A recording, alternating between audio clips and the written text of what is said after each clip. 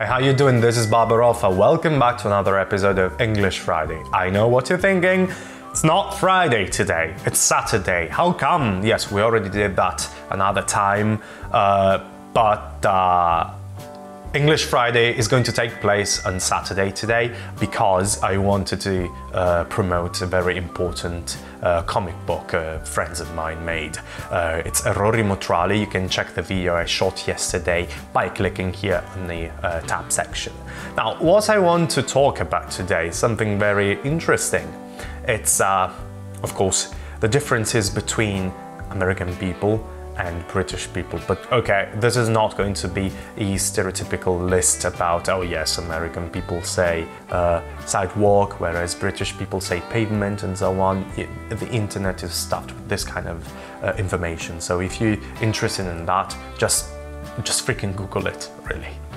What I wanted to highlight is something more subtle, I mean cultural differences. Because at the end of the day, Barbaroffa is all about cultural differences and language differences. I was talking to a British friend of mine a couple of days ago, and we were discussing a bottle of oat milk. I didn't even know it was a thing, oat milk. I was raised in the countryside. The world is a pretty confusing place, and Berlin can be pretty confusing, so I didn't even know there were oat cows you could milk and have oat milk at the end of the day. But yes. Well, jokes apart, my friend said that the packaging kind of upset him because it was too sassy, and I would agree with him. It was something like, hey, are you a barista? Well, we are baristas as well. We know a couple of things about being baristas. Also, the fact that barista is now an English word and it means a person working in a fancy coffee shop. Yeah, that's wow. Yeah, Italian does sound fancy whenever you speak English. But yeah, jokes apart, it was too sassy. It was too familiar. That is the point. I realized that British people and British sensitiveness tends to be different compared to American one. American people are more direct and more explicit. They literally write everything everywhere. Now, have you ever thought about Starbucks? I'm sure if you're not an English native speaker, you would agree with me. If you think of the cup, Starbucks cup, and there's a writing, oh, be careful, the beverage you're about to enjoy is extremely hot. That wouldn't make any sense in your native language, I guess. I'm thinking of Italian, which is my native language. It wouldn't make any sense to have it in Italian. Like, am I dumb to you? This is ridiculous. Of course I know. Hot coffee is hot. that would be stupid. But this is not the case for American people. How come? Are American people stupid? No, that's not the case, really.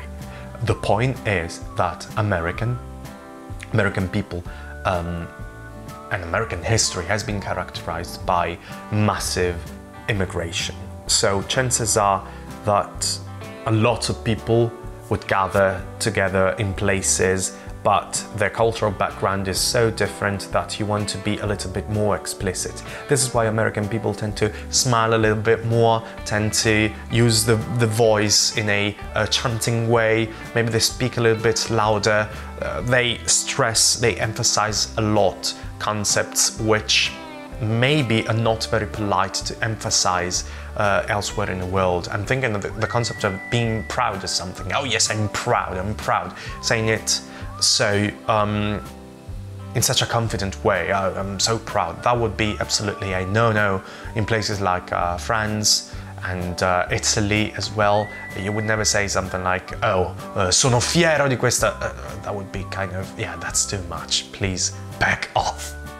But American people do that because their culture is more explicit, and now we've clarified that it doesn't mean the culture is inferior or something like that, and European people tend to feel a little bit superior compared to American people because European history is a little bit longer, or at least we have more documents about European history compared to American history. I mean, if you think of Italian history, Italy has been existing as a country for 150 years roughly. But Italian people identify themselves with the Roman Empire, so their cultural identity, or at least the ghost of their cultural identity, dates back to something like 3,000 years ago, 2,000 years ago. So this is it. Whereas America has been built for, America was discovered, between quotation mark, by Christopher Columbus 500 years ago, more or less. There were already natives there, but yeah, that's a tin of worm I don't want to open. It's quite funny, but I read an article some time ago where British people and British diplomats are having a hard time to express disagreement over something with American delegations, because for British people saying something like, that's a good idea, but we'll come up to this in a few minutes, maybe later on, well, that means it's a terrible idea and you shouldn't have brought it up in the first place, and let's never talk about that anymore. Or also saying something, that was pretty good, but we should move on to something else. That doesn't mean it was pretty good. That means it was terrible. Don't do that again. British people tend to be very, do not tend to be very direct, whereas American people would be more direct, like, no, that's not okay. And God knows there's nothing wrong with being more direct. Actually, there's less ambiguity whenever you're more direct. But sometimes it's harder to manage, especially for those people coming from a cultural background where openly expressing disagreement is a big no-no, especially to a boss. I'm thinking of Chinese culture. You don't want to oppose your boss in front of everyone, but even Italian culture, if you disagree with your boss, think twice before telling them. And if you want to do so, just make sure you're alone in a room with them, and then muster the pluck and tell them, you know, boss, I don't really agree with what you're saying. So this is what I was thinking, and it's quite funny.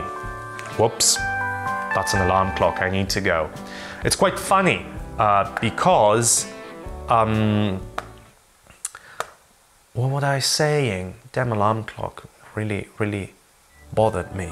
Well, I have forgotten what was funny about the thing I was about to say, so whatevs, just write things in the comment section to tell your experience about the differences between your culture, British culture and American culture. Just let me know. If you enjoyed the video, please leave a thumb up, it's very important to me. If you don't, well, leave a thumb down, I don't mind, as long as you just react to the video itself. Please consider subscribing to my YouTube channel, and if you want to watch Italian-speaking videos, well, there's plenty in my channel, in other playlists and so on. Thanks for watching, thanks for your attention. You just watched Barbaroffa. See you next time.